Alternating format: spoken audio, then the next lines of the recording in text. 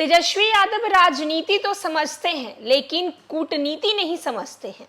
जब बाबा धीरेन्द्र शास्त्री की तरफ से उन्हें यह संदेश आया तब उन्होंने उनके संदेश को साफ तौर पर इनकार कर दिया।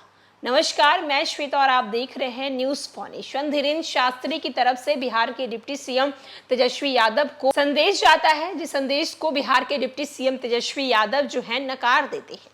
तेजस्वी यादव का कहना है कि बाबा आए हैं, कथा कर रहे हैं तो करिए, मैं इन सब चीजों में क्या कर सकता हूं।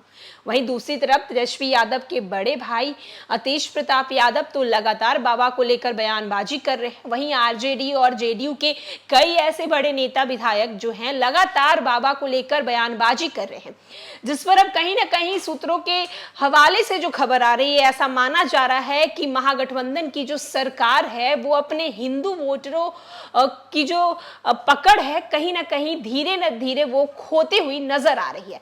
दरअसल तेजस्वी यादव जो है एमवाई समीकरण को लेकर चलते हैं, यानी कि मुसलमान और यादव के समीकरण को लेकर चलते हैं, जहां एक और तेजस्वी यादव का कहना है कि वो सिर्फ एमवाई समीकरण को नहीं बल्कि ए टू जेड हर एक जात, हर एक धर्म को लेकर चलेंगे। वहीं लगातार बाबा बागेश्वर की तरफ जो उनके बयान आ रहे हैं, उनके मंत्रियों का जो बयान आ रहा है, इस पे साफ तौर पे देखा जा रहा है कि हिंदू वोटर्स को तेजस्वी यादव कहीं ना कहीं खो रहे हैं। धीरेन्द्र शास्त्री के मिलने की इच्छा को ठुकरा देने के बाद यह स्पष्ट हो जाता है कि तेजस्वी यादव एमवाई समीकरण को ज्यादा बढ़ावा दे रहे हैं।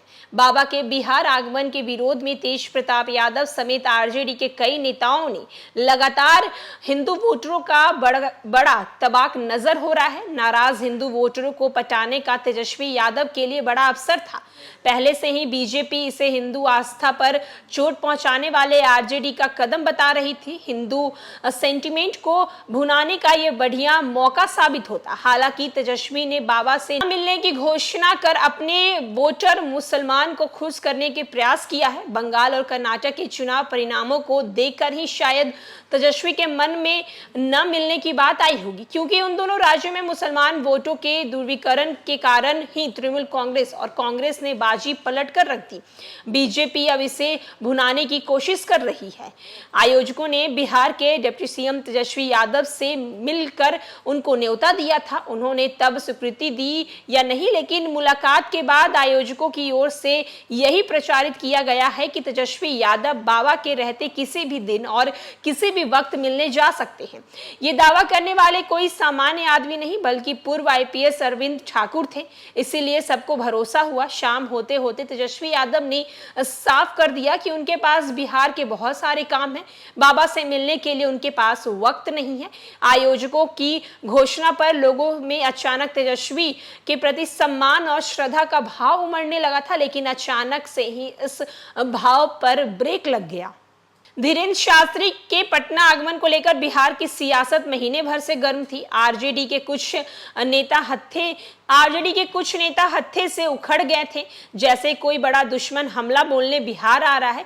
तेज प्रताप की हरकतों को लेकर बीजेपी और उसके सहयोगी समर्थक लगातार हमलावर बने हुए थे। हालांकि तेज प्रताप के विरोध के बावजूद लालू यादव और तेजस्वी यादव ने खामोशी ओढ़ ली थी। तेजस्वी ने बाबा की आलोचना तो नहीं की, लेकिन लालू ने जरूर सवाल खड़ा कर पहले से ही विरोध कर रहे तेज प्रताप ने तो यहां तक कह दिया कि वे देवराह बाबा को छोड़कर किसी और बाबा को नहीं मानते। एक तरफ तेज प्रताप जो है लगातार बागेश्वर बाबा को लेकर बयानबाजी कर रहे थे, तो वहीं दूसरी तरफ बागेश्वर बाबा की तरफ से तेजस्वी यादव को संदेश जाता है।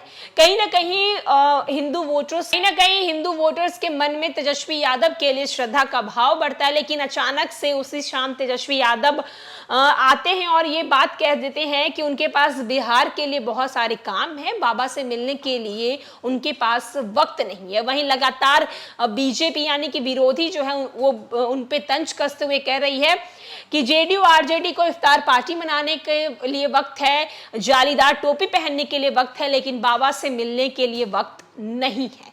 फिलहाल इस खबर में इतना ही। अनेक अपडेट्स के लिए देखते रहे न्यूज फाउंडेशन।